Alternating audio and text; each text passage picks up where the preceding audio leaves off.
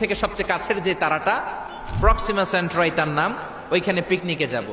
তো এই যে রকেটটা দিয়ে যাব অ্যাপোলো 11, এটা কত দ্রুত চলে এটা আগে শোনেন। এই অ্যাপোলো 11 সেকেন্ডে চলে 11 কিলোমিটার বেগে, মিনিটে চলে 660 কিলোমিটার বেগে, আর ঘন্টায় চলে 39,000 কিলোমিটার বেগে। সুবহানাল্লাহ, মজা করে কইতে পারলেন না?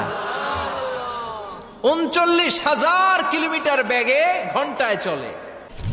যেই রকেটটা অ্যাপোলো 11 ঘন্টায় চলে কত হাজার কিলোমিটার বেগে? 39,000 কিলোমিটার বেগে।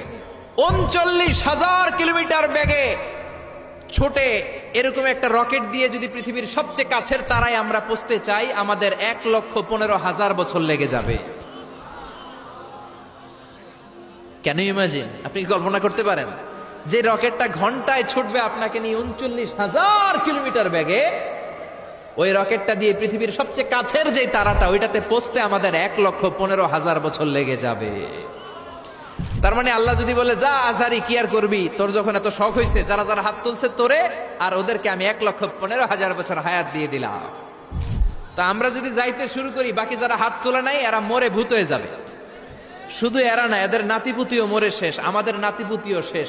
সবাই মরতে মরতে মরতে মরতে 6,000 প্রজন্ম, 6,000 জেনারেশন যখন মরে ভূত হয়ে যাবে, তখন আমাদের ওই তারার মধ্যে নামার সময় হবে।